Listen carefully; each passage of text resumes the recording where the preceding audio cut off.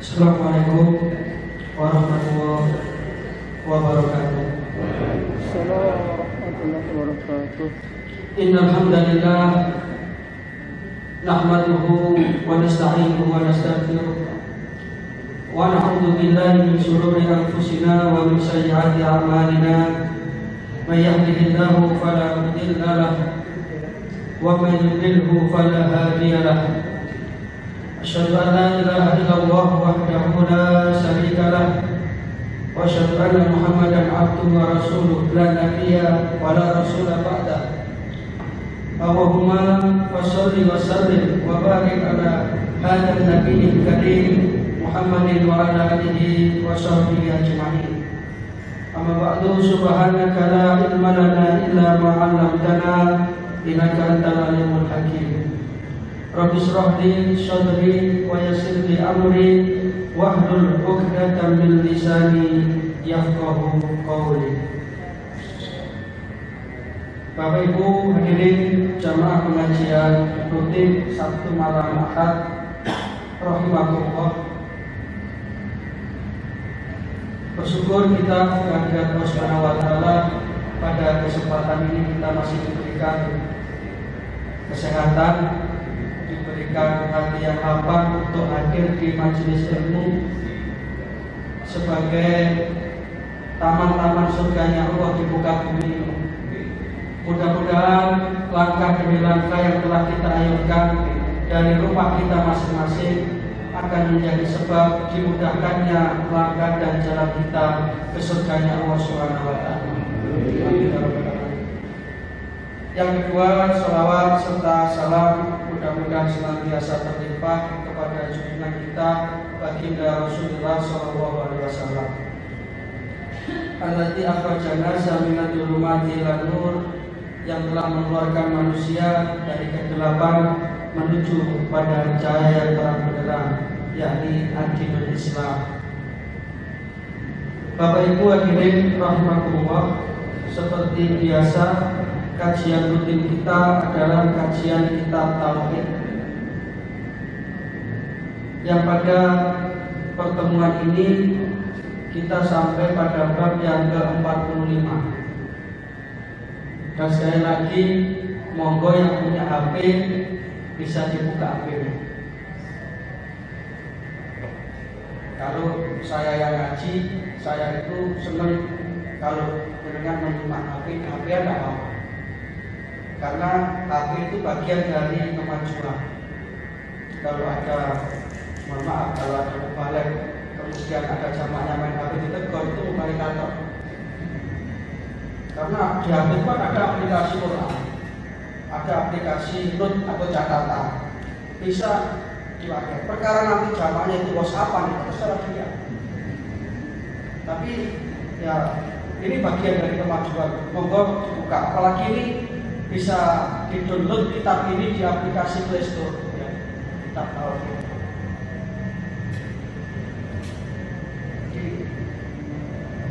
Kita harus mengikuti kemajuan itu dengan sebaik-baiknya. Kayak haji itu sekitar tahun 60-70-an itu kan belum ada pesawat terbang, sehingga orang haji itu ceritanya saya belum lahir, katanya ya sekitar 6 bulan 7 bulan. Orang sudah lupa kita baru pulang. Tuh, tak kira mati itu belum maju. Tapi karena kemajuan modernisasi ada pesawat terbang, kita manfaatkan untuk ibadah.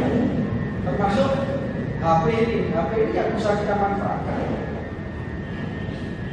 Apalagi sekarang ini sudah zamannya sosial media yang luar biasa. Jadi arus informasi yang kurang baik harus kita tangkal dengan hal-hal yang sifatnya itu keislaman, penguatan keimanan. Jadi seperti monggo dibuka. Sekarang nggak punya HP nggak masalah. Atau punya HP nggak ada kuotanya nggak apa-apa. Misalnya miskol ada roh. Apalagi di sini sudah ada wifi-nya. Itu bagian dari perkembangan. Kalau yang pakai api dimatikan, ini berarti menceramah dari Gunung Kidul. Ya, tahu tak mengikuti perkembangan. Nah, sudah kita masuk pada bab yang ke-45. Insya Allah ini kita sudah sampai pada halaman yang ke-258 dari 340 halaman. Jadi sudah separuh lebih. Insya Allah nanti kalau khatam kita segera ganti kitab yang lain. Tapi materinya tetap tauhid.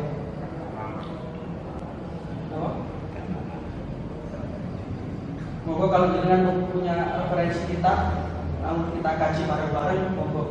Karena memang ngasih tauhid ini penting. Kita ingin terselamatkan iman kita itu jangan sampai tercampur dengan kesyirikan sekecil apapun. Karena walaupun kecil tapi syirik ini berbahaya. Yang kedua, sholawat serta salam mudah-mudahan senantiasa terlimpah kepada junjungan kita Nabi Agung Muhammad SAW, Nabi akhir zaman, penutup risalah kenabian, penyempurna syariat keislaman, yang tidak ada nabi lagi sesudah beliau, Nabi yang oleh Allah sendiri dipuji secara langsung, wa innaka la'ala khuluqin adzim. Engkau Muhammad adalah orang yang punya derajat akhlak paling tinggi dibandingkan yang lain. Sehingga walaupun orang-orang itu mencaci beliau, kayak Presiden Prancis, siapa namanya, Pocong,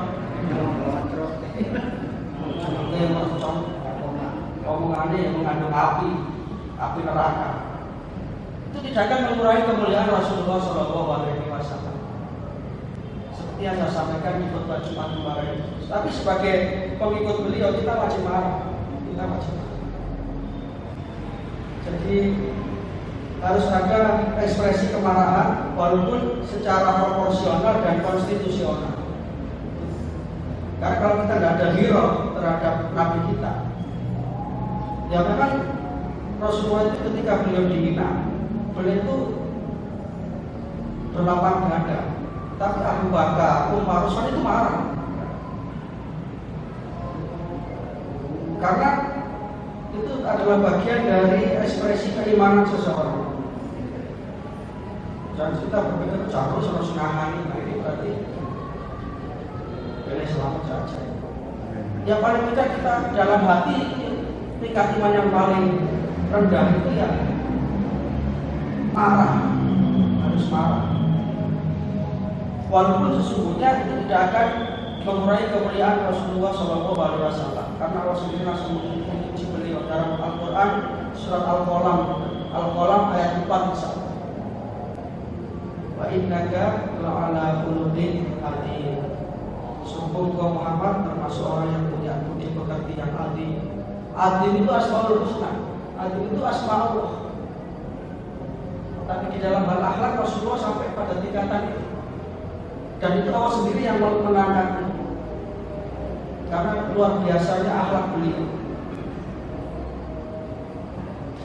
Itu sebagai keterangan tambahan, kita langsung masuk pada kitab Babun Tasammi biqadi al-qudati wan nahwi. Bab yang menerangkan tentang pemakaian gelar qadi al-qudah, hakimnya para hakim dan yang semisalnya. Jadi memberikan seseorang gelar hakimnya hakim, raja di raja, atau sah, ini tidak boleh, terlarang. Fi shafihi an Abi Hurairah, di dalam satu sahih dari sahabat Abi Hurairah radhiyallahu anhu, ani Nabi sallallahu alaihi wasallam qala, bahwasanya Rasulullah sallallahu alaihi wasallam bersabda, inna ahna'a ismi indallah rajulun tasamma malikal amlak la malika illallah. Qala Sufyan, ini ada keterangan tambahan, mislu syahansyah wa fi riwayatin aghnatu rajulin 'ala Allahi yaumal qiyamati wa ahbasu. Qauluhu ahnahu yaqil awdha Artinya Rasulullah bersabda, sesungguhnya gelar yang paling hina di sisi Allah, artinya paling dibenci oleh Allah Ta'ala, itu adalah gelar Malikal Amlak, raja para raja. La malika illallah. Karena sesungguhnya tidak ada raja di raja kecuali Allah. Jadi ini tauhid asma wa sifat. Selain kita juga memberikan tauhid uluhiyah kita, memberikan tauhid rububiyah kita juga harus memberikan tauhid asma dan sifat. Jangan sekali-kali kita itu menyandingkan seseorang dengan nama Allah. Tidak boleh.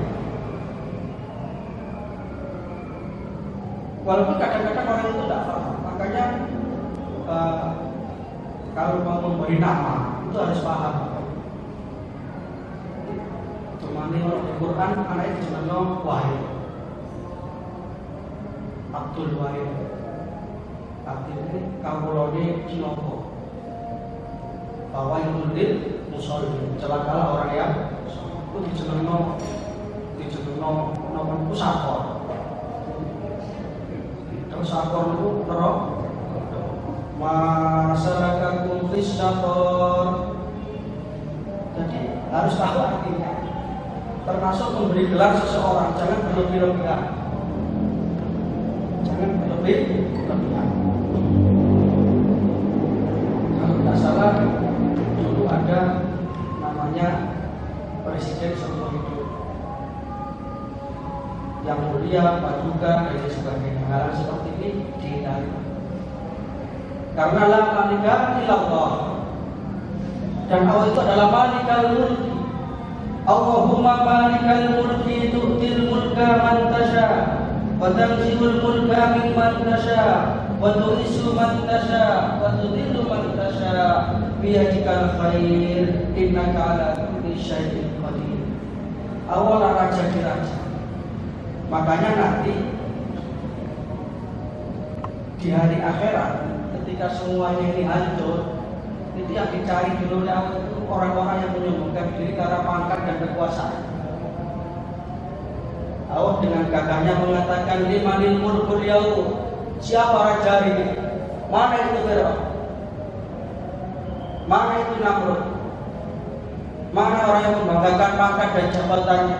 Bahkan sampai untuk meraihnya dia mengeluarkan uang miliaran rupiah, menghalalkan segala cara untuk mencari yang namanya pangkat dan jabatan. Tidak usah saya sebut tempatnya, satu desa di daerah Kidulanya. Kemarin bukan kelas pilgub atau pilgub bupati, pilkades itu habisnya 4 miliar. Karena satu keluarga untuk satu hak suara itu diberi uang 600 ribu, 600 atau 300 ribu. Nah, kalau satu rumah itu yang punya hak pilih 3 sudah kelihatan 300-an ya, 1.800.000. Padahal ya aman lah. Tapi berita terakhir itu dapat berapa tahun ya pilkada yang serentak. Beliau sekarang sudah meninggal dunia. Jadi meninggal dunia mendadak. Waktu corona rame-rame itu habis pulang kontrol kampung itu masuk angin meninggal dunia. Halakaan sultaniyah dalam surat Al-Baqarah seperti itu mana? Maka punya bangga-bangga. Makanya pengen dengan tidak sare punya alon. Gak usah politik banyak duit sopo dengan kaya. Kelihatan. Kan ada teman santai kayak ngaji itu. Kayak senden kurang gitu ya. Jadi ini itu santai mau gajah ngono. Santai. Ngaji itu kita masuk larang ya. Ya udah. Tidak semua orang diberi kesempatan. dan kemauan. Kadang-kadang kesempatan ada, nggak tuh no karep kari nopo karep ambil waktu lima nggak podo kadang-kadang. Kadang-kadang waktu ini ono karepe nggak ono. Foto WA apa sertifikat kirim foto doa kok mana harus deh. Atau kepingin tapi nggak sempat. Jadi makanya bersyukur ya sakit rawon ini larang loh, larang. Karena orang pilihan, seperti ini orang pilihan. Dan kalau Rasulullah mengatakan majelis ilmu seperti ini dikatakan sebagai riyadul jannah, maka ciri-ciri orang ahli surga itu ya kerasa di kajian ini kerasa. Berarti kerasa di taman suara. Ngaji bisa kerasa. Berarti di taman ini harus itu kerasa. Bahkan dibangga-banggakan oleh Allah Ta'ala di depan para makhluknya yang lain. Kan begitu hadisnya.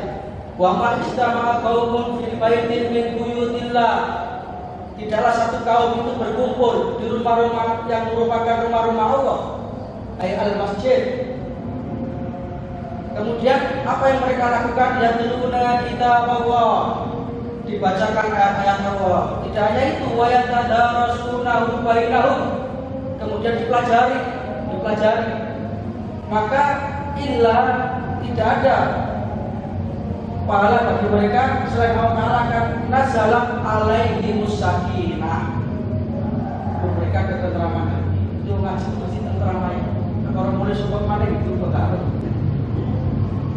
utang-utang lagi lagi.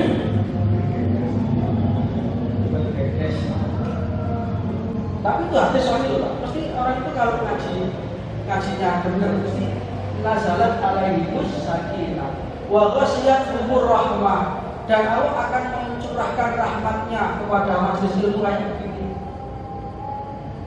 Wahafat humul malaika, malaikat pun tidak mau kalah, ikut duduk di majelis ilmu seperti ini.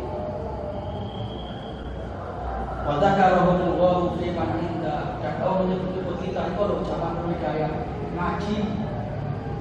Makhlukku saksikan zaman hidayah maghrib malam ahad kaya wong lecet ngaji.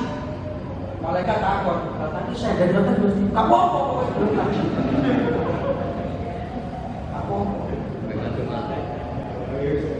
Oh, malaikat sendiri takut. Nah, ternyata enggak apa-apa, cerdas-cerdas.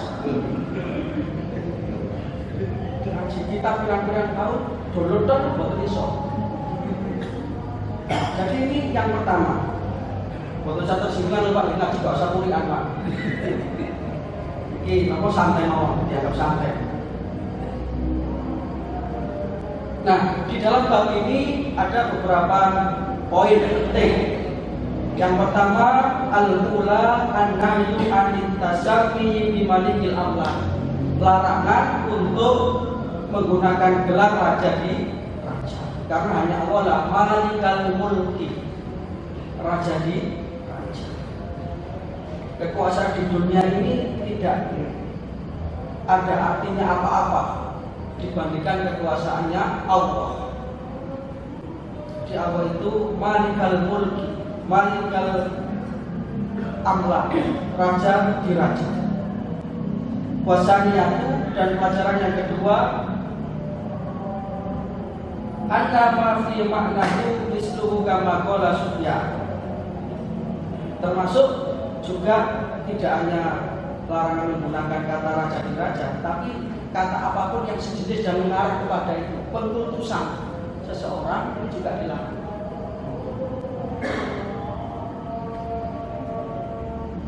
Wasalisatu, dan poin yang ketiga, at-tafaddulu litablighi fi hadza wa nahwihi ma'al qalbi bi anna al-qalba lam yaksid maknahu. Kita harus memahami adanya teguran keras dalam masalah ini, berarti ini menunjukkan sebuah kesyirikan yang tersembunyi, yang tidak tersadar. Maka kita harus betul-betul berhati-hati. Jadi kalau berhadapan dengan seseorang, kita tidak usah kemudian terlalu apa ya istilahnya, kalau bahwa dia menjilat atasannya. Orang kalau sudah tauhidnya mantap, itu mesti berhadapan dengan siapapun itu sama, kepentingan apa-apa. Karena hidupnya sudah diserahkan kepada Allah, raja di raja. Tapi kalau kita sudah menghamba kepada seseorang, mungkin karena kekayaannya, karena pangkat dan jabatannya, ya siap-siaplah kecuali orang kaya bakal bangkrut, orang punya pangkat jabatan bakal hilang pangkat jabatannya meninggalkan dia atau dia dulu yang meninggalkan jabatannya, kita tidak tahu. Tapi kalau kita berserah diri kepada Allah, ini yang akan lanjut sampai akhir.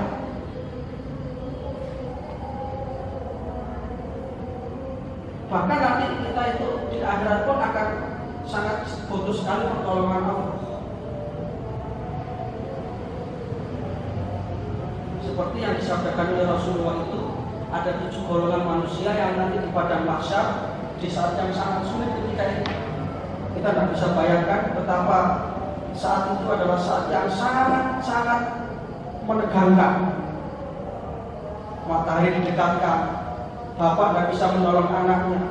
Yauma la yanfa'u malun wala banun. Harta benda tidak akan ada guna dan manfaat. Anak keturunan yang banyak tidak akan ada guna manfaatnya. Illa man atallaha biqalbin salim. Kecuali orang yang datang kepada Allah dengan hati yang selamat, hati yang pasrah. Ketika itu hanya 7 golongan manusia yang dilindungi. Ini sudah dijelaskan apa sabdikan. 1. Rajulun qalbuhu mu'allatun bil masajid. Ya, kita paling tidak daftar salah satu lah. Orang yang hatinya terpaut dengan masjid. Artinya orang yang selalu merespon sholat berjamaah. Terpaut dengan masjid itu bukan diartikan kalau masjid tidak boleh-boleh, tetapi dia selalu kerasa di masjid. Ini nanti di ketika hari itu kita butuh perlindungan dan tidak ada perlindungan lain selain perlindungannya Allah, maka orang seperti itu akan dilindungi oleh Allah. 1 itu rajulun qalbuhu mu'allaqun bil masajid. Yang kedua, yang pertama imamun adil, pemimpin yang adil. Yang kedua nasa'a fi ibadatillah, anak muda yang sudah semangatnya dalam beragama itu luar biasa. Anak muda itu kalau menurut ukurannya WHO, apa ya, World Health Organization, ya pada contoh itu batasan pemuda itu sampai usia 60 tahun. Pemuda menurut WHO. Orang anak muda atau pemuda yang jiwanya masih bergelora, anak muda itu kan begitu, jiwanya masih bergelora, kadang-kadang berani menentang maut untuk menembus raja-raja cinta. Oh, itu anak muda. Omongannya itu buaya. Untuk membuktikan cinta kepadamu apapun aku lakukan. Lautan seberangi, gunung tak daki, sumur kucemplungi, jumlangan mencoloti. Tapi dia tidak seperti itu, tidak kayak yakin, sudah sergap. Ini nanti di akhirat akan luar biasa. Ini sedikit menyimpang, ini penting, menyimpang dari materi. Ada materi sisipan 7 golongan supaya kita bisa mendaftarkan diri salah satunya loh. Itu pemuda yang rajin beribadah. Yang ketiga tadi itu orang yang hatinya terpaut dengan masjid. Yang keempat, warajulani tahabba fillah ijtama'a alaihi wa tafarraqa alaihi. 2 orang yang saling mencintai karena Allah, bersaudara karena Allah, bertemu karena Allah, berpisah pun karena Allah. Yang ketiga, warajulun da'atkum ra'atu data mansibin wa jamalih ila nafsiha faqala inni akhafu wa rabbal alamin.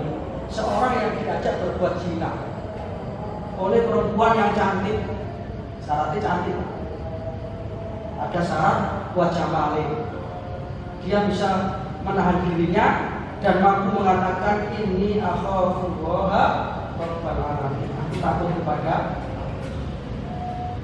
Tapi syaratnya tujuan aku ini selamat tak situ. Tuh kan orang ibadah masuk. Ini syaratnya jamalin kata maksibib wajah malin. Secara nafsu kita tertarik. Nah, Nabi Yusuf itu loh. Nabi Yusuf itu kan begitu ceritanya. Jadi jangan dikira Nabi Yusuf itu tidak berniat pada Zulaikha. Al-Quran mengatakan balaghat hammat bihi wa hamma biha. Secara ukuran perasaan sama Nabi Yusuf normal. Zulaikha pun masih cantik, situasi memungkinkan, pintu sudah dikunci semua. Wa qalat qatil abwab wa qalat aitalat. Tapi satu saja yang menyelamatkan itu, laula an ra'a burhana rabbi. Itu yang kelima. Keenam, warajulun tasaddaqa bi sadaqatin fa'afaha hatta la ta'lama shimaluhu ma tunfiqu yaminuhu. Orang yang bersedekah sehingga tangan kirinya tidak tahu apa yang diberikan oleh tangan kanannya. Yang terakhir, warajulun dzakara wa fi khalqatin fa fadat aina. Orang yang di tengah keheningan malam dia bermunajat kepada Allah, mengakui dosa-dosanya, dan kemudian tanpa tersadar keluar air matanya karena penyesalan dosa. Mudah-mudahan kita termasuk satu di antara. Amin ya rabbal. Tinggal kita pilih jalur yang mana yang kita bisa menang. Nomor siji, nomor loro, nomor itu. Sehingga nanti kita di akhirat akan diselamatkan. Kesimpulan yang keempat, yang terakhir, ar-rabi'atu, yang keempat, atabaddulu anna hadza li ajlillahi subhanahu.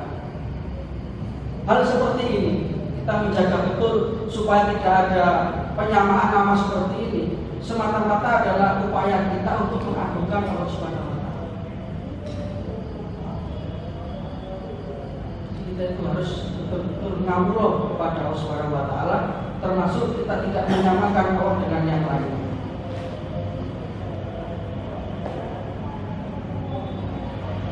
Sudah baca. Kita susu ya kesel.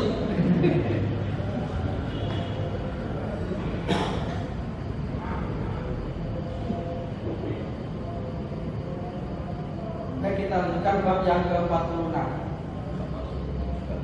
Babul ihtirami asma'illahi ta'ala wa tadhiril istri li ajli dzalik. Bab mengenai pemuliaan nama-nama Allah Ta'ala dan perubahan nama untuk tujuan tersebut. Jadi maksudnya adalah menggelari seseorang dengan gelar nama Allah. Ini hampir sama dengan bab yang sebelumnya. Kemudian yang terlewatkan hadis yang saya baca tadi yang ada di bab 45 itu nanti bisa dengan cek, bisa dengan persani di hadis riwayat Bukhari nomor hadis 6205 dan 6206. Kemudian di hadis Muslim nomornya 2143. Tinggal ngecek nanti kita juga bisa ada aplikasi ensiklopedia 9 hadis. Itu memang banyak, agak besar, sekitar 200 sekian mega, tapi insya Allah bisa lah. Kalau ambil kelas-kelasnya saya ini bisa kan untuk larang. Bisa kita cek. Jadi karena ngaji kan begini ini harus ada dasarnya. An Abi Suraih annahu kana ibnu Abdul Hakim faqala lahu Nabi sallallahu alaihi wasallam inna wa huwal hakam wa ilaihi al-hukmu faqala inna qaumi idza ikhtalafu fi syai'in atawni fa hakamtu bainahum faradiya kilal fariqaini faqala ma ahsana hada famalaka minal walad faqultu Suraih wa Muslim wa Abdullah qala faman akbaruhum qultu Suraih qala fa anta Abu Suraih rawahu Abu Dawud wa ghairuhu. dari Suraih radhiyallahu anhu. Suraih ini terkenal sebagai seorang hakim yang adil. Hakim Suraih, hakim yang bijaksana. Sehingga karena setiap orang yang datang minta peradilan kepada dia itu selalu pulang dengan terpuaskan, maka akhirnya dia itu diberi gelar Abul Hakam. Padahal alaihissalatu bi'akamil hakimi Allah hakim asadil. Surah ini memang terkenal hakim yang adil. Satu ketika terjadi kasus di zaman Khalifah Umar bin Khattab, Amirul Mukminin. Umar bin Khattab pergi ke satu daerah pedesaan, membeli seekor kuda. Karena setelah dicek, dan pencorosan itu di bawah mobil. Di tengah perjalanan, sudah agak jauh, tiba-tiba kudanya ini kok ditunggangi itu tidak enak. Cara motor mogok. Sehingga dicek sama Umar, ternyata memang benar ada cacat di bagian kaki kuda itu, ada memar-memarnya. Akhirnya Umar kembali ingin meminta pertanggungjawaban si penjual kuda tadi, karena sudah agak jauh dan kudanya sudah tidak bisa diajak berlari kencang. Ya Umar dengan pelan-pelan. Yang ada di pemikiran Umar ya dia tukar dengan yang baru atau paling tidak minta uang kembali. Posisinya Amirul Mukminin, tapi sekarang presiden. Nah, bayangkan dengan pelan-pelan dia ingin mengembalikan kudanya, dan akhirnya sampailah dia kembali pada penjual kuda itu. Apa kata Umar? Kuda yang kamu jual tadi ternyata ada cacatnya, sehingga aku ingin meminta uang kembali. Kemudian si penjual kuda mengatakan, kuda bisa, tapi sudah dicek. Karena Umar itu tidak mau mentah-mentah kalau beliau Amirul Mukminin. Nah, sudah kalau itu kita minta seseorang yang bijaksana untuk menyelesaikan permasalahan kita. Akhirnya dipanggilnya Suraih yang dikenal sebagai orang yang adil di dalam menghukumi, sampai saking banyaknya orang yang terpuaskan sehingga dia itu mendapatkan julukan Abul Hakam. Nah, ketika menengahi Umar dan penjual kuda tadi itu, Suraih meminta penjelasan dari keduanya.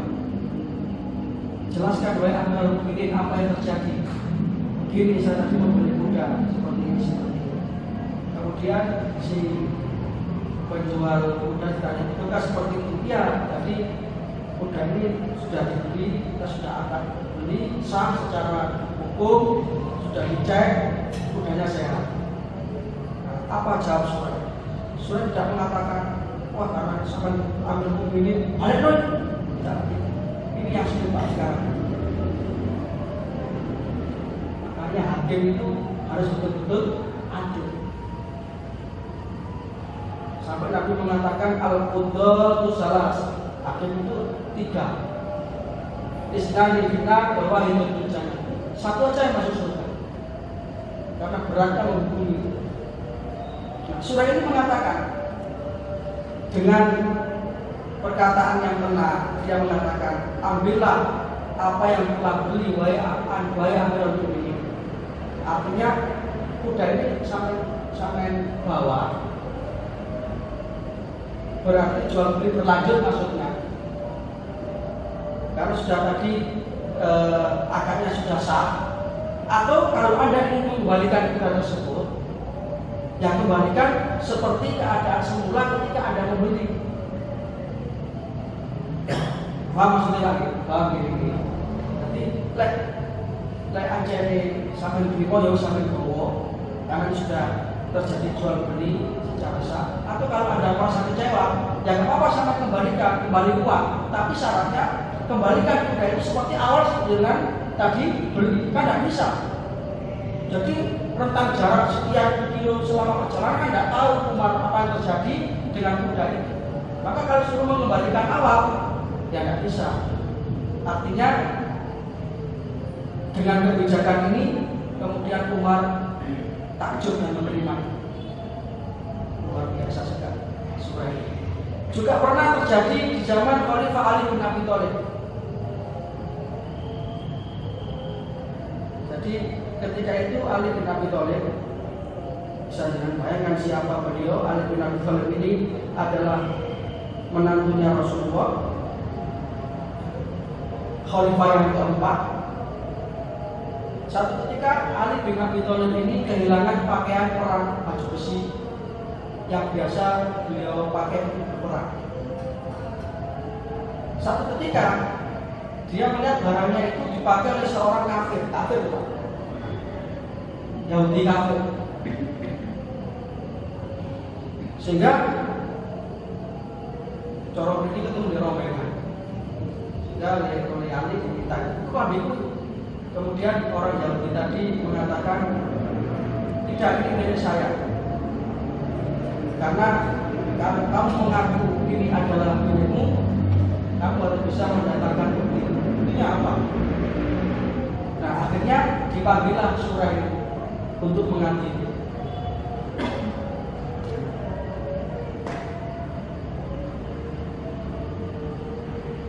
Maka datanglah surah untuk mengadili. Pertama beliau bertanya, "Apa yang kau tuduhkan, wahai Amirul Mukminin? Ini ku dapati baju besi itu dipakai orang ini, orang Yahudi, orang kafir ini. Saya tidak terasa barang ini saya ancur di atas unta saya kemudian terjatuh. Nah, mungkin dia menemukan. Padahal aku tidak merasa menjualnya." Kemudian si hakim surah tadi, "Bagaimana menurut pendapatmu?" Orang kafir tadi mengatakan, "Barang ini milikku karena sudah berada di tanganku." Ini jawaban si Yahudi tadi.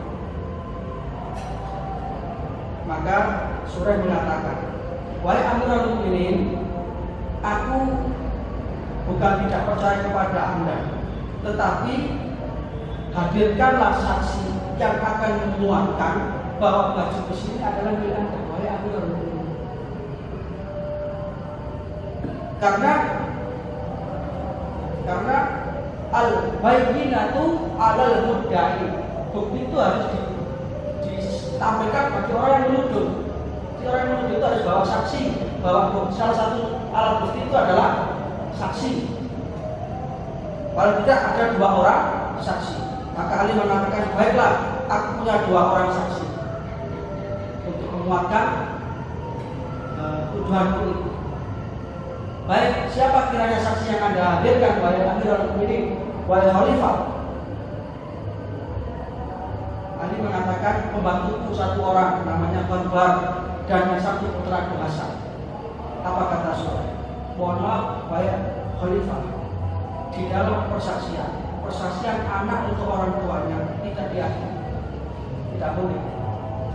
Jadi anak mesti balan wong tuane." Apa kata Ali? "Subhanallah, Hasan ini ahli jannah. Apakah kau menolak kesaksian orang yang oleh Rasul dikatakan Sayyid Sabat ahli jannah?" Mendengar sabda Rasulullah SAW, surah itu kemudian mengatakan, "Aku sangat tahu apa yang diucapkan oleh Rasulullah tentang keutamaan Hasan putramu ya Khalifah.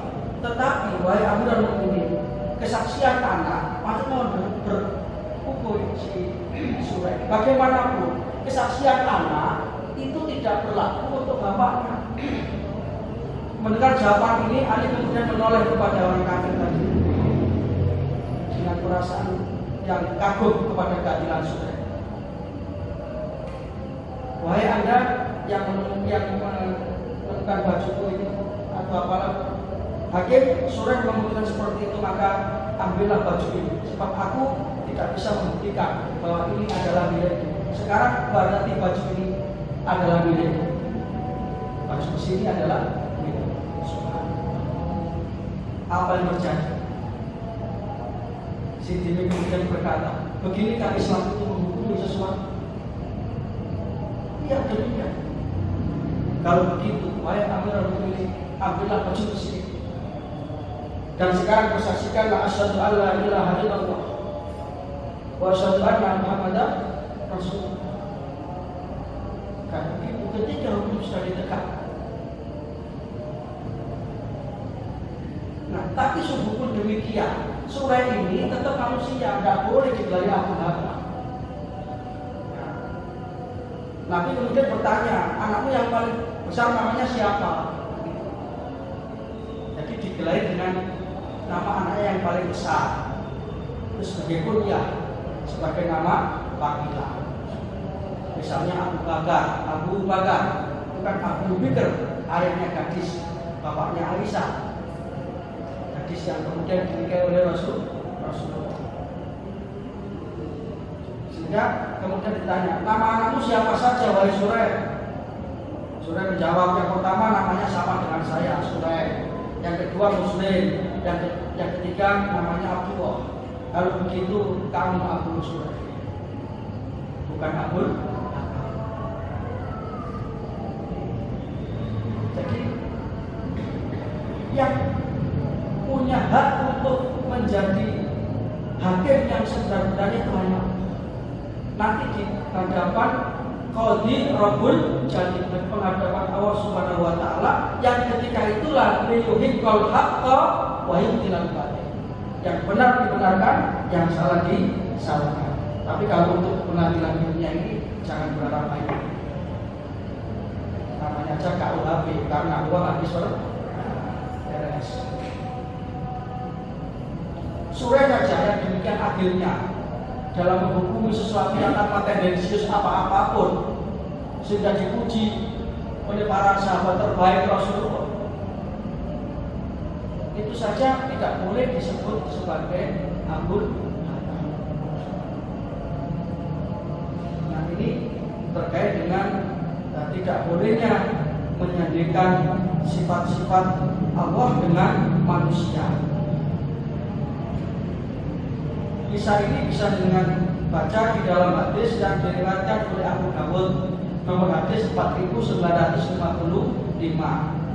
Kemudian Al-Hakim di dalam Al-Mustadrak nomor hadis 279 tentang keadilan ini, tentang dilarangnya menjadikan seseorang itu menggelari seseorang itu dengan Abul Hakam, bapaknya yang paling adil, karena sesungguhnya alaihissallahu fi ahkamil hakim, hanya Allah lah hakim yang seadil-adilnya. Ini menunjukkan betapa kita betul-betul harus berhati-hati terhadap kesyirikan itu. Maka berkali-kali saya sampaikan, sehingga kajian kita ini akan menjadi kajian yang sangat penting, ya. Karena sedikit saja kesyirikan itu akan menjadi sesuatu yang memberatkan kita nanti di akhirat. Termasuk dalam proyek kita itu selalu satu di antara bukti keimanan kita itu adalah mempersatukan Allah. Kalau dipanggil ada dan sudah sholat, sudah ada, itu mempersatukan. Ini kita lanjutkan insya Allah temannya akan dan ada manfaatnya. Kita sampai pada bab yang ke-47. Sekali lagi mohon di-download, kita cari kitabnya, nanti insya Allah bisa dikaji ulang lagi di rumah, sehingga ngaji kita ini tidak hilang begitu saja. Karena ilmu itu ibarat binatang liar, maka talinya itu adalah catatan. Mudah-mudahan ada manfaatnya. Mudah-mudahan kita senantiasa mendapatkan taufik dan hidayah, amal dan rezeki yang barokah, dan akhirnya kita telah kembali